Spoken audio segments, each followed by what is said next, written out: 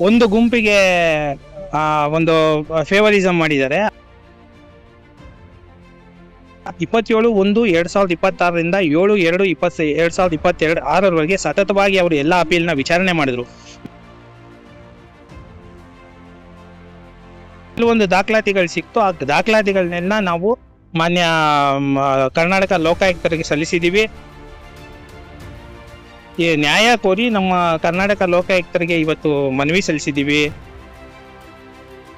ನಮ್ಮ ಬೆಂಗಳೂರು ಮಹಾನಗರ ಪಾಲಿಕೆ, ಇಂದಿನ ಬೆಂಗಳೂರು ಮಹಾನಗರ ಪಾಲಿಕೆ ಈಗಿನ ಜಿಬಿಯ ವ್ಯಾಪ್ತಿಯ 198 ವಾರ್ಡ್ ಅಲ್ಲಿ ಈ ಮನೆಯಿಂದ ಕಸ ತೆಗಿಯಕ್ಕೆ ಒಂದು ಟೆಂಡರ್ ಕರೆದಿದ್ರು 33 ಪ್ಯಾಕೇಜ್ಗೆ. ಅದು ಎವ್ಯಾಲ್ಯೂಯೇಷನ್ ಎಲ್ಲ ಮುಗಿದು 1ನೇ ತಾರೀಕು ಇದೇ ವರ್ಷ ಜನವರಿಯಲ್ಲಿ ಫೈನಾನ್ಸ್ ಬಿಡ್ ಎಲ್ಲ ಓಪನ್ ಆಯ್ತು. ಅದರಲ್ಲಿ ಯಾರು ಈ TEC ಅಂತ ಎವ್ಯಾಲ್ಯೂಯೇಷನ್ ಮಾಡಿದಾರಲ್ಲ, ಟೆಂಡರ್ ಎವ್ಯಾಲ್ಯೂಯೇಷನ್, ಆ ಕಮಿಟಿಯವರು ಒಂದೇ ಒಂದು ಗುಂಪಿಗೆ, ಯಾರೋ ಒಬ್ರು ಪೂರ್ವ ನಿರ್ಧಾರಿತ ಗುಂಪಿಗೆ ಸಹಾಯ ಆಗೋ ತರ ಎವ್ಯಾಲ್ಯೂಯೇಷನ್ ಅಂದ್ರೆ ಮೌಲ್ಯಮಾಪನ ಮಾಡಿ ಒಂದು ಗುಂಪಿಗೆ ಒಂದು ಫೇವರಿಸಂ ಮಾಡಿದ್ದಾರೆ. ಆ ಫೇವರಿಸಂ ಮಾಡುವಾಗ ಆ ಗುಂಪಿಗೆ ಒಂದು 25 package out of 33 package 25 package ಅವ್ರಿಗೆ ಮಾಡೋ ತರ ಮಾಡುವಾಗ ಅದರಲ್ಲೂ 12 ಪ್ಯಾಕೇಜ್ ಒಂದೇ ಕುಟುಂಬಕ್ಕೆ, ಪಾನಾತಿ ಅನ್ನೋ ಒಂದು ಕುಟುಂಬಕ್ಕೆ ಸೇರಿರುವಾಗ 12 ವಿವಿಧ ಕಂಪನಿಗಳಿಗೆ ಆಗೋ ತರ ಮೌಲ್ಯಮಾಪನವನ್ನ ಪಕ್ಷ ಭೇದ ಮಾಡಿದ್ದಾರೆ. ಇದನ್ನ ಖಂಡಿಸಿ ನಾವು ಈಗಾಗಲೇ ಮಾನ್ಯ ಅಪರಾಯ ಮುಖ್ಯ ಕಾರ್ಯದರ್ಶಿಗಳಾಗಿರ್ತಾರೆ ತುಷಾರ್ ಗಿರಿನಾಥ್ ಅವರಲ್ಲಿ ಅಪೀಲ್ ಹಾಕೊಂಡಿದ್ವಿ. ಆ ಅಪೀಲಲ್ಲಿ ಒಟ್ಟು 63 ಅಪೀಲ್ ಹಾಕಿದ್ವಿ.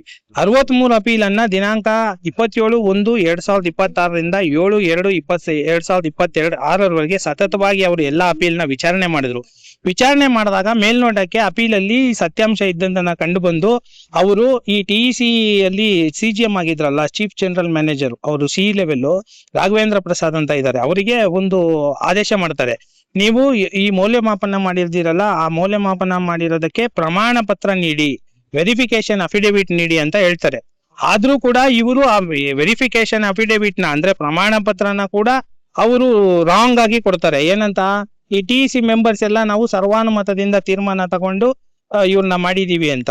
ಈ 12 ಪ್ಯಾಕೇಜು ಮತ್ತೆ ಟೋಟಲ್ 25 ಪ್ಯಾಕೇಜ್ ಅಲ್ಲಿ ಏನೇನು ಲೋಪದೋಷಗಳಾಗಿವೆ ಅವು ನಾವು ಪಟ್ಟಿ ಮಾಡಿ ಕೊಟ್ಟಿದೀವಿ. ನಿಮಗೆ ಮೇಲ್ನೋಟಕ್ಕೆ ಹೇಳ್ಬೇಕಂದ್ರೆ ಈ 25 ಪ್ಯಾಕೇಜ್ ಅಲ್ಲಿ 46 ಬಿಡ್ಡಿಂಗ್ಸ್ ಅಲ್ಲಿ ಈ ಅಫಿಡೇವಿಟ್ಸ್ ಆಗ್ತಾರಲ್ಲ, ಅದನ್ನ ಡೇಟ್ ಮಿಸ್ ಮ್ಯಾಚ್ ಆಗಿರುತ್ತೆ. ಅವ್ರನ್ನ ಏನ್ ಮಾಡ್ತಾರೆ, ಇವ್ರನ್ನೆಲ್ಲ ಯಾರು ಡೇಟ್ ಮಿಸ್ ಮ್ಯಾಚ್ ಮಾಡಿರೋದೆಲ್ಲ ಒಂದೇ ಗುಂಪಿನವರು, ಆ ಗುಂಪಿನವ್ರನ್ನೆಲ್ಲ ಕ್ವಾಲಿಫೈ ಮಾಡ್ಬೇಕು ಅಂತ ಆ ಡೇಟ್ ಮಿಸ್ ಮ್ಯಾಚ್ ಮಾಡಿರೋದನ್ನ ಇವರು ಎಕ್ಸಂಪ್ಷನ್ ತಗೋತಾರೆ. ಯಾರಿಂದ? CC ಇಂದ. ನಮ್ಮ GBA CC ಮತ್ತು BSWML ಅವ್ರು MD ಆಗಿರ್ತಾರೆ ಮಹೇಶ್ವರ ರಾವ್ ಅವರು, ಅವರಿಂದ ಒಂದು ಆದೇಶ ತಗೋತಾರೆ. ಏನಂತ, ಇವರು ಮಾಡಿರ್ತಕ್ಕಂಥ ಈ ಡೇಟ್ ಮಿಸ್ ಮ್ಯಾಚ್ ನ ಮೌಲ್ಯಮಾಪನ ಮಾಡುವಾಗ ನಾವು ಮನ್ನಿಸಬೇಕು ಅಂತ. ಅದು ಕಾನೂನಿಗೆ ವಿರುದ್ಧ. ಅದು ಮಾಡಿದ್ರು ಪರವಾಗಿಲ್ಲ, ಅದು ಮಾಡಿದ ಮೇಲೆ ಇವರು ಕೆಲವರು ಅನರ್ಹ ಗುತ್ತಿಗೆದಾರರು ಇರ್ತಾರಲ್ಲ, ಅವರು ತುಂಬಾ ಏನು ಟೆಂಡರ್ ಇದರಲ್ಲಿ ಕಂಡೀಷನ್ಸ್ ನ ವೈಲೇಟ್ ಮಾಡಿರ್ತಾರೆ. ಆದ್ರೆ ಚಿಕ್ಕ ಪುಟ್ಟ ಟೈಪಲಾಜಿಕಲ್ ಎರರ್ ಮಾಡಿರೋರ್ನ ಹೊರಗಡೆ ಇಡ್ತಾರೆ. ಇವರು ದೊಡ್ಡ ಮೊತ್ತದಲ್ಲಿ ಮಾಡಿರ್ತಕ್ಕಂಥ ತಪ್ಪುಗಳನ್ನ ಮಾಡಿರ್ತಾರಲ್ಲ, ಅವ್ರನ್ನ ಅರ್ಹರನ್ನಾಗಿ ಮಾಡ್ತಾರೆ. ಇದನ್ನೆಲ್ಲ ನಾವು ಪರಿಶೀಲನೆ ಮಾಡಿದಾಗ ಏನಕ್ಕಪ್ಪ ಈ ತರ ಮಾಡಿದ್ದಾರೆ ಅಂದ್ರೆ, ಇವರೆಲ್ಲ ಮೊದಲೇ ಗುಂಪು ಮಾಡ್ಕೊಂಡು ಕಾರ್ಟೆಲ್ ಮಾಡ್ಕೊಂಡು ಟೆಂಡರ್ ಹಾಕಿರ್ತಾರೆ. ಈ ಕಾರ್ಟೆಲ್ ಮಾಡಿರೋ ಗುಂಪಿಗೆ ಇವರು ಸಹಾಯ ಮಾಡೋದಿಕ್ಕೆ ಈ TEC ಮೆಂಬರ್ಸ್ ಮೌಲ್ಯಮಾಪನ ಮಾಡಿದ್ದಾರೆ ಅನ್ನೋದನ್ನ ನಾವು ಅನುಮಾನ ಬಂದು ನಾವು ವಿಚಾರಣೆ ಮಾಡಿದಾಗ ಕೆಲವೊಂದು ದಾಖಲಾತಿಗಳು ಸಿಕ್ತು. ಆ ದಾಖಲಾತಿಗಳನ್ನೆಲ್ಲ ನಾವು ಮಾನ್ಯ ಕರ್ನಾಟಕ ಲೋಕಾಯುಕ್ತರಿಗೆ ಸಲ್ಲಿಸಿದೀವಿ. ನಾವು ಈಗ ಏನ್ ಅಪೀಲ್ ಹಾಕೊಂಡಿದ್ವಲ್ಲ ನಮ್ಮ CS ಹತ್ರ, ACS ಹತ್ರ, ಅವರು ಕೂಡ ನಮ್ಗೆ ನ್ಯಾಯ ಕೊಟ್ಟಿಲ್ಲ. ಅದಕ್ಕಾಗಿ ನಾವು ನ್ಯಾಯ ಕೋರಿ ನಮ್ಮ ಕರ್ನಾಟಕ ಲೋಕಾಯುಕ್ತರಿಗೆ ಇವತ್ತು ಮನವಿ ಸಲ್ಲಿಸಿದೀವಿ. ನೀವೆಲ್ಲ ಈ ಮಾಧ್ಯಮ ಮಿತ್ರರು ಬಂದಿದ್ದೀರಾ, ನಮಗೆ ನೀವೆಲ್ಲ ಸಂವಿಧಾನ 4ನೇ ಅಂಗ ಇದ್ದಾಗೆ ನೀವು ಇದನ್ನ ಸುದ್ದಿ ಮಾಡಿ ನಮ್ಗೆ ನ್ಯಾಯ ದೊರಕಿಸ್ಕೊಡೋ ತರ ಮಾಡ್ಬೇಕು ಅಂತ ನಮ್ಮಲ್ಲಿ ಕೇಳ್ಕೊ.